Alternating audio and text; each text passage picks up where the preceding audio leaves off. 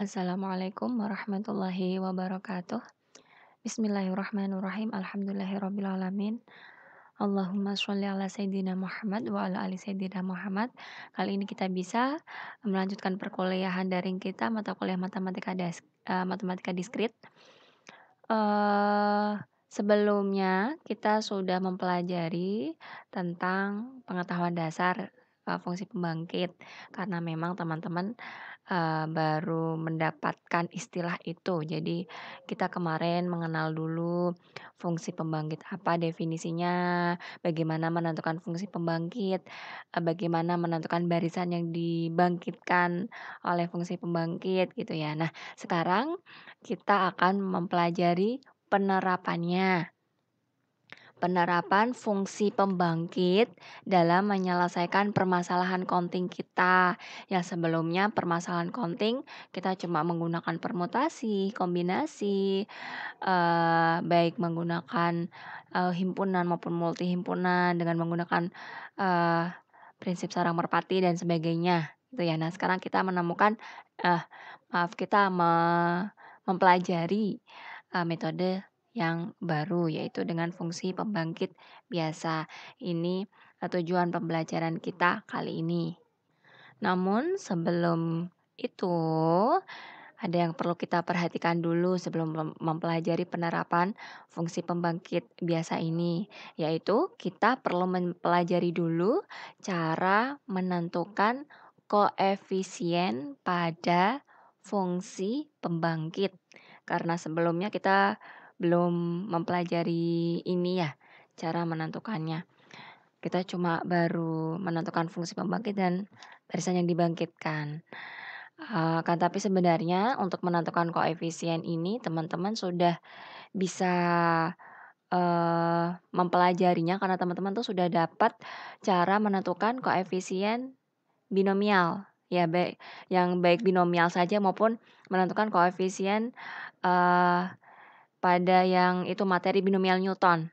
Ya itu sebenarnya, pembahasan kita tentang menentukan koefisien pada fungsi pembangkit itu tentang itu ya, eee, tentang binomial Newton. Ya nanti agar tidak bingung, di sini kita lebih perdalam lagi takutnya mungkin kemarin teman-teman ada yang lupa, ada yang masih bingung yang kemarin. Nah, di sini kita perkuat lagi agar teman-teman, bisa dengan mudah menerima aplikasi fungsi pembangkitnya. Karena nanti saat teman-teman mempelajari aplikasi fungsi pembangkit biasa, untuk menentukan permasalahan untuk menyelesaikan permasalahan counting, ya yang penting itu adalah bagian bagaimana cara teman-teman menentukan koefisien fungsi pembangkitnya, begitu. Kalau di cara menentukan koefisiennya ini teman-teman, merasa kesulitan, masih, kesusahan, nanti, khawatirnya malah kurang maksimal untuk, penyampaian materi penerapan fungsi pembangkit ini, itu ya. Baik, berarti sekarang kita mempelajari koefisien ini dulu ya, cara menentukan koefisien pada fungsi pembangkit. Koefisien fungsi pembangkit dapat dihitung dengan menggunakan identitas dan ekspansi polinomial sederhana sebagaimana yang telah diuraikan sebelumnya. Ini juga sebenarnya bisa menggunakan binomial Newton.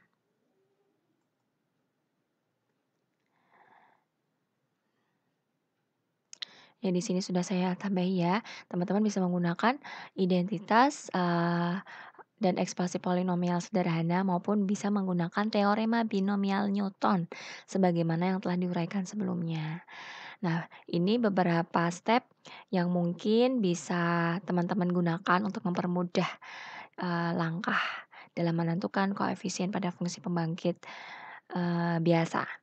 Yang pertama, sederhanakan fungsi pembangkit dengan cara ubah ke dalam salah satu bentuk identitas polinomial sederhana. Sebelumnya, pada pertemuan pekan lalu, teman-teman sudah mempelajari dan saya minta untuk membuktikan ya beberapa identitas polinomial yang sering digunakan, yang berbentuknya sederhana, itu ya. Lalu Selanjutnya teman-teman bisa menggunakan aturan perkalian atau kaidah aljabar biasa atau bahkan menggunakan teorema yang sudah dipelajari sebelumnya seperti teorema binomial Newton. Lalu tinggal cari koefisien fungsi pembangkitnya. Ya, ini insya Allah mudah dilakukan. Ya, mungkin karena ini masih terlalu abstrak, jadi selanjutnya untuk lebih jelasnya kita pelajari contoh. Contoh pertama, misal kita mau menentukan koefisien X pangkat 16 pada fungsi ini, X kuadrat plus X pangkat 3 plus seterusnya, terus pangkat 5. Misal ini adalah fungsi pembangkit biasanya. Lalu yang mau kita cari koefisien X pangkat 16-nya. Nah, ya kita coba kerjakan bersama-sama ya. Di sini kita ikuti step pertama tadi. Yang langkah pertama kita perlu merubah bentuk fungsi pembangkit ini ke dalam identitas polinomial sederhana. Nah, ini karena masih berbentuk seperti ini, coba kita ubah ya menjadi salah satu bentuk identitas polinom sederhana. Nah, seperti apa sih yang sederhana? Mungkin teman-teman lupa, coba saya tampilkan. Kembali slide pekan lalu ya. Ya, ini ya kurang lebihnya ya identitas dan ekspansi polinom yang sederhana yang sering digunakan. Ya. Nah, sebagai clue aja, untuk yang contoh pertama tadi, kita akan merubahnya ke dalam bentuk ini. Yang pertama ini. Ya, ini sering sekali digunakan, makanya di sini saya letakkan di nomor 1. Ya, teman-teman perhatikan tadi kan pada contoh soal itu pangkatnya berjalan dari 2, 3, 4, dan seterusnya. Ini kan bentuknya hampir mirip dengan ini, cuma bedanya di sini nggak ada 1 plus X-nya ya. Nah, bagaimana caranya nanti yang fungsi pembangkit tadi kita ubah ke dalam bentuk ini, gitu ya. Oke, kita coba.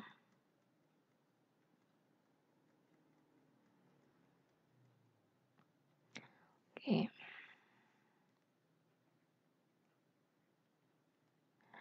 Jawab di sini kita tulis kembali fungsi pembangkitnya.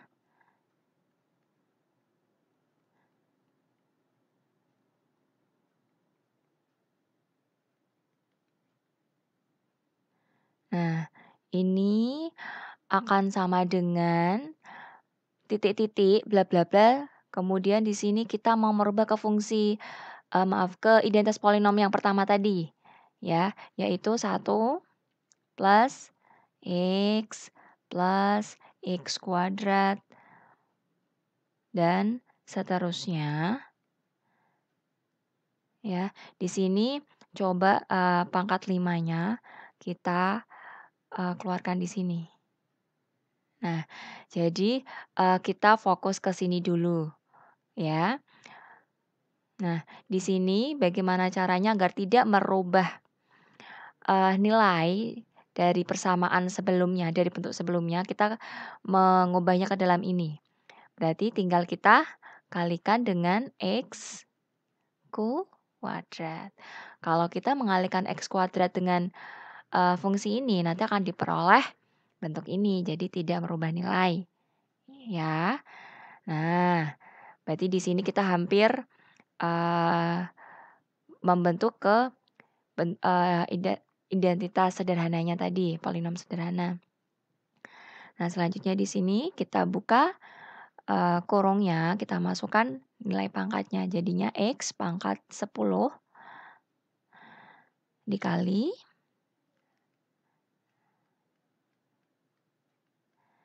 ya pangkat 5.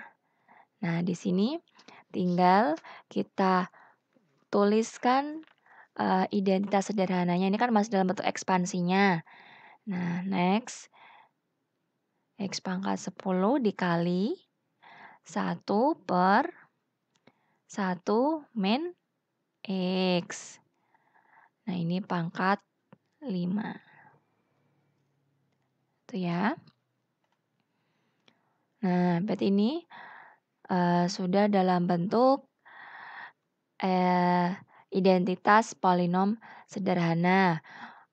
Ini karena ada kurung di luar agar lebih sederhana lagi dari yang sederhana yang ada gitu, kita bisa masukkan lagi pangkatnya ke dalam kurung. Jadi 1/1 min X pangkat 5. Ya. Atau mungkin bisa dirubah menjadi X pangkatnya jadi negatif boleh. Kali 1 min X pangkat negatif 5. Ya. Nah, di sini belum selesai. Yang diminta adalah menentukan koefisien X pangkat 16. Nah, di sini kan kita belum menemukan bentuk dari X pangkat 16-nya. Nah, untuk kasus ini, koefisien dari X pangkat 16 dalam hal ini menentukan koefisien X pangkat 16 dari fungsi ini, yang mana fungsi tersebut itu sama dengan X pangkat 10 kali 1 min X pangkat negatif 5, berarti sama saja dengan kita mencari koefisien X pangkat 6 dari 1 min X pangkat negatif 5. Di sini karena kalau diuraikan X pangkat 16 ya, ini bisa kita tulis X pangkat 10 X pangkat dikali X pangkat 6 ya. Kan seperti ini. Nah, di sini karena sudah nampak jelas X pangkat 10-nya ya, di sini dia sudah terpisah, ya sudah menyendiri di sini, tersendiri, dalam bentuk tersendiri. Berarti di sini kita cukup mencari koefisien dari X pangkat 6 dari identitas polinomial sederhana ini. Seperti itu ya. Ya, di sini saya tuliskan seperti ini. Jadi dalam kasus ini berarti sama saja dengan mencari koefisien X pangkat 6 dari 1 min X pangkat negatif 5. X pangkat 10 sudah kita abaikan. Dan bentuk koefisiennya mau kita cari lebih sederhana. Sebelumnya X pangkat 16 jadi X pangkat 6 saja. Nah, selanjutnya berarti bagaimana kita menentukan koefisien ini? Ya. Apakah kita perlu menjabarkan kembali, ya, ini kita ubah lagi ke dalam bentuk ekspansi, lalu dicari lagi koefisiennya secara manual. Nah, kalau teman-teman perhatikan, kenapa kok kita diminta untuk merubah ke dalam identitas polinomial sederhana. Nah, tentu itu dengan satu tujuan tertentu ya. Dan salah satunya ini, kita tidak perlu mencari secara manual, disusun kembali ekspansinya, tidak perlu. Jadi di sini kalau teman-teman perhatikan, ini sudah ada di rumusnya sudah ada di yang sebelumnya, identitas polinomial sederhana. Coba saya tambahkan lagi ya. Ya, di sini. Kalau teman-teman perhatikan, ini ada di persamaan yang ke-5. Jadi di sini untuk contoh soal tadi N-nya itu sama dengan 5. Seperti itu. Ya. Jadi sudah diketahui. Ini teman-teman kemarin sudah saya minta membuktikan ya. Jadi di sini sudah diketahui rumusnya tinggal kita substitusikan N dan R-nya untuk mendapatkan koefisiennya. Tadi kita, mencari X pangkat 6, berarti koefisien dari X pangkat 6 berarti R-nya 6, lalu N-nya 5. Tinggal dimasukkan saja, oke? Nah, kita kembali lagi ke, yang tadi. Ya, di sini. Yaitu, berarti koefisiennya adalah, kalau mau dituliskan dulu rumusnya boleh, N plus R min 1. Kombinasi ini R ya, berarti sama dengan N-nya 5. 5 itu dapat dari sini, ya. Bukan negatif 5, karena bentuk negatif 5 itu saat kita sudah, menaikkan nilai pangkatnya. Kalau di dalam bentuk yang tadi, N itu tertulisnya dalam bentuk yang ini, ya, 1/. Jadi N-nya tuh di sini, yang pada saat menjadi penyebut. Jadi N-nya tuh yang 5, ya. 5, lalu R-nya ini 6, dikurangi 1, 6, sama dengan 10, kombinasi 10, 6. Kombinasi 10, 6 ini, kalau kita hitung nilainya 210 ya. Nah, jadi koefisien X pangkat 16 dari fungsi pembangkit ini adalah 210. Ya, kita tulis ulang kesimpulannya.